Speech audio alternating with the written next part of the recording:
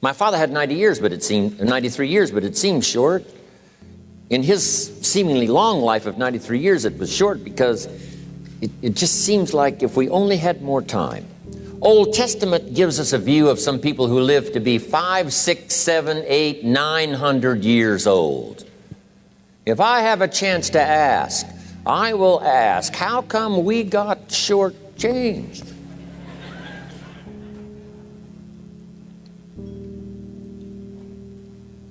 Wouldn't that be a good question if you had a chance to ask? Imagine 700, 800, 900 years to watch generation after generation after generation after generation stay healthy and well. I mean, you gotta be healthy to make it to 900. You gotta take your vitamins.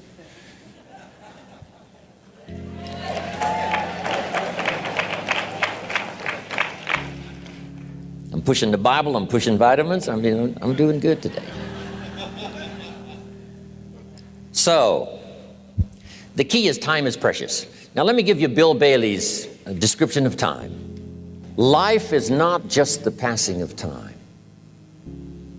Life is not just the passing of time. Life is a collection of experiences, their frequency,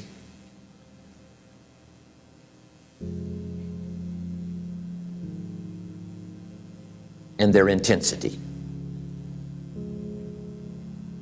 Life is not just watching the clock tick away. Life is a collection of experiences,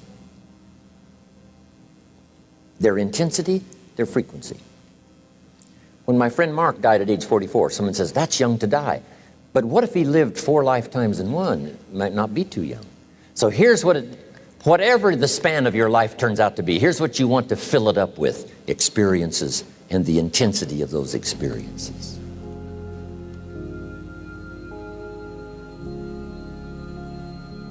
But now let's talk about the management of time. Here's one of the best ones. We covered earlier, when should you start building this hotel? Answer, as soon as you have it finished. Now jot this one down on time management. When should you start the day? As soon as you have it finished. Plan the day the best you can, leaving plenty of room for improvising and surprises and all the stuff that happens during the course of the day. But if you've planned a good, productive day, now you start that day, you can't believe how much more valuable your time will be. Don't start the day until you have it finished. Now here's the next one. Don't start the week until you've had it finished. Now to lay out a week is a pretty good challenge. Next, don't start the month until you have it finished. The places to go and the people to see and the productivity and the sales and the customers and the development and all the rest of what you want to accomplish during the course of 30 days. Don't start the month till it's finished. And then here's the big one. This is really challenging. Don't start the year until you have it finished. To the best of your ability. It can't be finished like minute by minute. But in terms of the sweep of what you want to accomplish in the year 2002, make sure that that's set and ready to go by the time January 1st rolls around. And it might get all upset. It might get torn up and you do a new one. You make so much progress the first 90 days that now you've multiplied it all by 2, by 3. Because that happened to me. I thought, wow, this is going to be a great year. By the time I'd finished the 3rd month, I'm rolling, I'm soaring. So many things are happening, I revised my whole year's plan. Okay. Now, jot this down. Approaches to the management of time. Here's the first one. Ignore the subject. I mean, that's good advice. Don't let anything overly bug you. Because remember now, you don't have to do anything. Someone says, well, I got to get a handle on my time. The answer is no, you don't. If you want to let it all go, you can let it all go. I mean, this is good advice. Somebody says, you ought, you ought, you ought. Jot this down. Ignore all the you oughts or you should. Only if they're giving general information. We should. It's better to say if you're teaching we should. Not you should, we should. Then you let me listen in without it being too confrontational. If everyone did this, see, that'd be great. And then you give a person a chance to choose to do it or not to do it. But when you start the you ought, now see if I don't, now see we got some tension and maybe some problems. So you oughts seem to always create problems.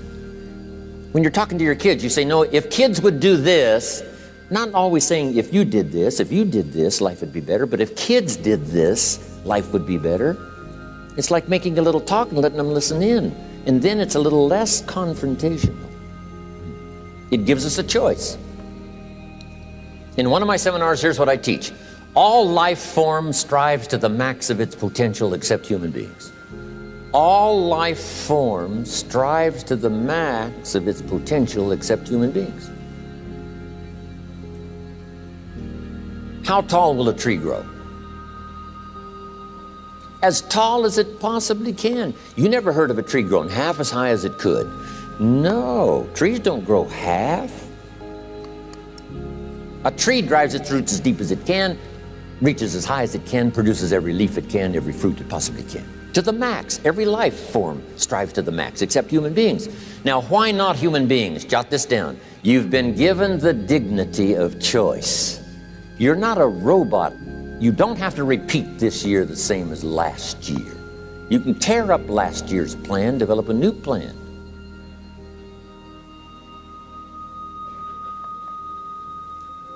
So, the dignity of being a human being. Now, here's the choice on being a human being. To be part of all we were meant to be, or to be all. To strive for all, or half, or part, or some. The choice is up to you. To develop one skill or 10 skills. Someone says, well, I'd be happy with just one more language. Well, some say, hey, I'm going to learn 6 or 7. And this is all a matter of choice. And when someone says, no, you ought to learn 4, you got to resist all that. Because this is personal dignity. And you don't want to destroy someone's dignity by doing all the oughts, and then they feel reluctant to do it. Now we've got problems. So if you want to, just ignore this subject on time management. Now here's the next one. Step down to something easier.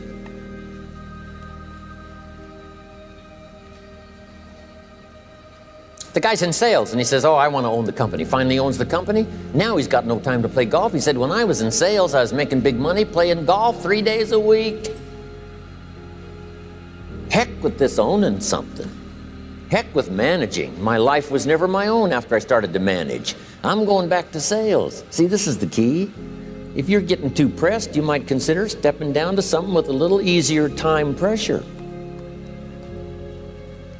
Little girl says to her mother, Daddy comes home, brings his briefcase and pats me on the head and says hello, disappears and works on his papers.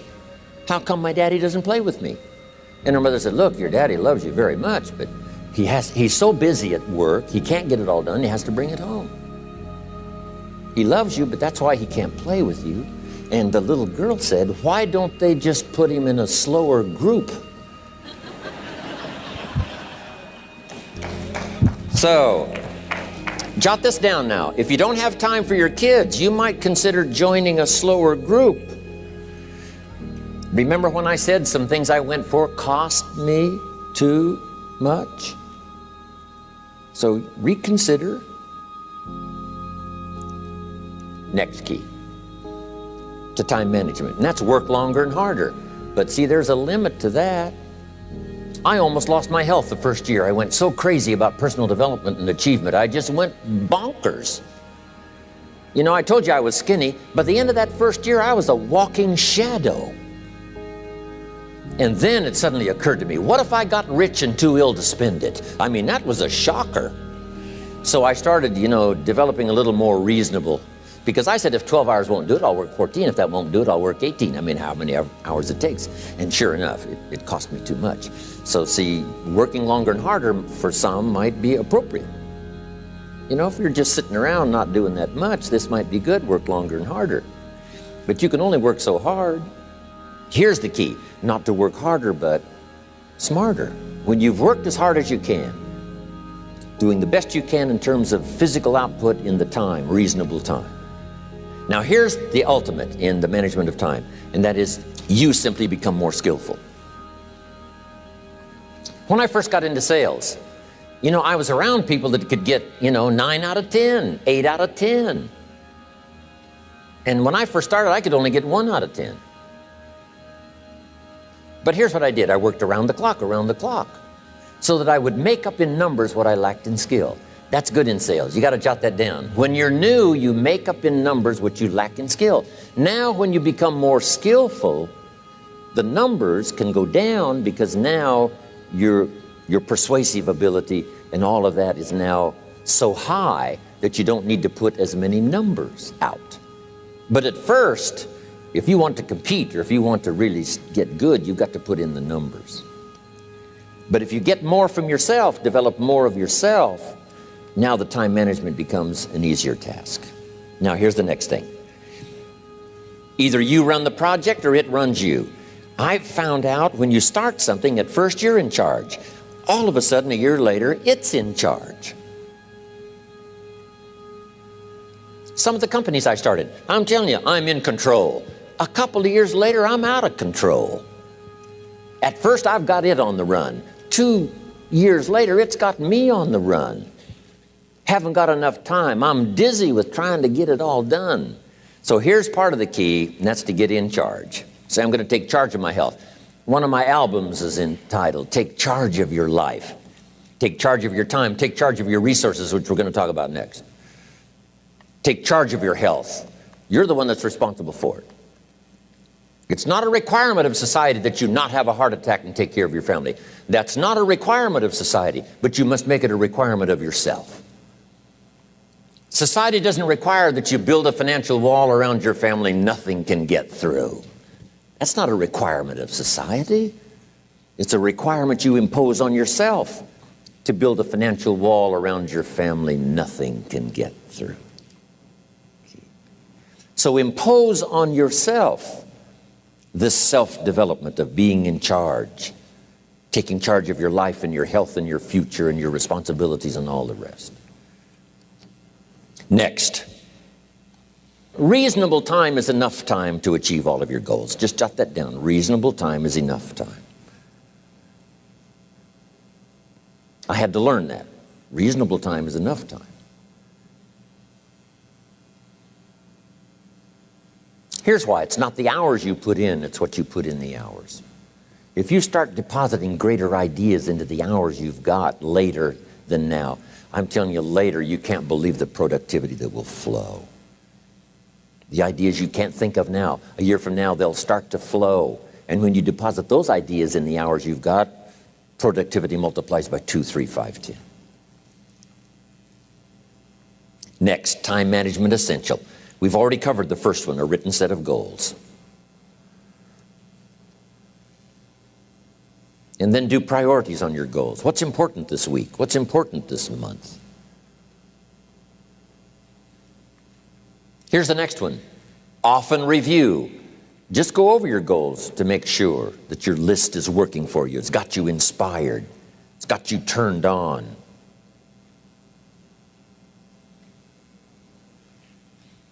Somebody says, how come you're up so early? Say, if you were headed where I'm headed, you'd be up early too. Wow.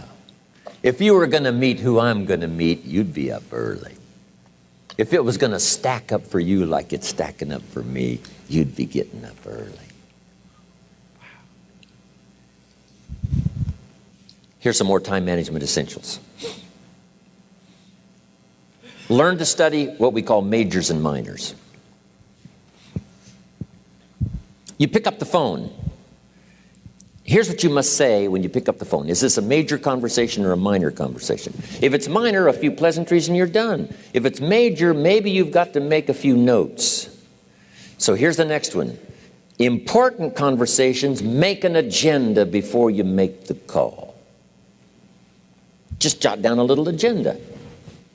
It's so easy now to just talk out of your head. Did you ever hear a conversation end like this? Let's see, there was something else. See, you don't look that swift. I can't think of it right now. I'll call you back. See, you look a little incompetent. Let's see, there was something. It escapes me right now. Really? So have you got this now? Make an agenda before you make a call if it's an important call. Now later that saves you all kinds of stuff. You call John in, the salesman, say, John, remember those 4 things we went over? He said, no, we didn't talk about that. And then you pull out your daytime or whatever, and there's the list you made when you made the call. He said, oh yes, seems like I do remember. And you've got him with your list. If it's just, salespeople especially can talk you out of what's in your head. It's true. No, we didn't talk about that. And if you don't have a little proof, I'm telling you, it's gone. So make an agenda before you make a call. So what's major, what's minor? Now here's the key on this. Don't major in minor things. If you take up major time to do minor things, I'm telling you, you'll be behind the curve constantly. Here's what we learn in sales training. What's major time and what's minor time?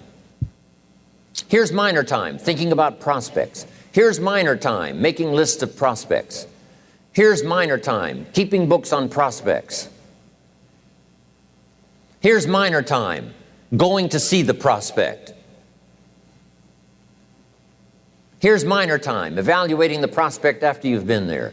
That's all minor time. Here's major time, in the presence of the prospect. That's major time.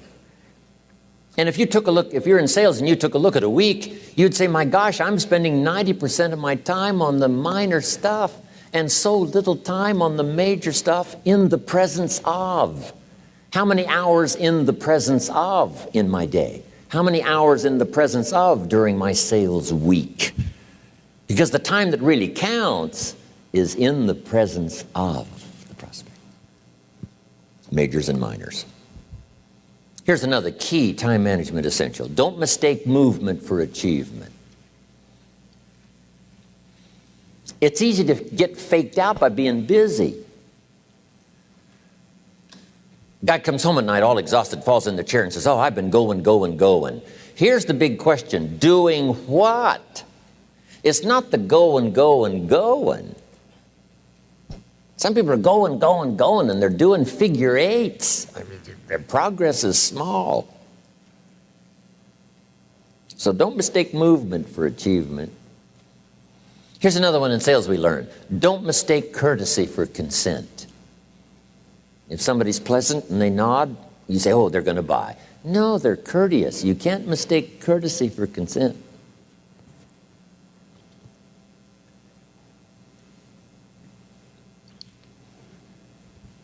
Now here's a big one, concentration. I had to learn this. All those years ago, I'm in the shower trying to compose a letter. Found it turns out to be a strange letter. So here's what I learned to do. Save the work till you get to the office. Save the work till you get to the work. Don't try to get to the office on the way to work. On the way to work, enjoy the way. In the shower, enjoy the shower. Then go to work when you get to work. I found this to be helpful. Concentration. Here's another big one. Learn to say no.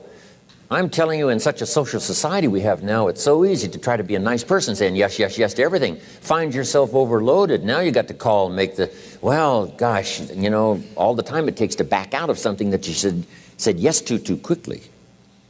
Here's what might be better. I don't think so, but if that changes, I'll call you. Little things you can use not to overcommit yourself. My friend Ron Reynolds says, don't let your mouth overload your back.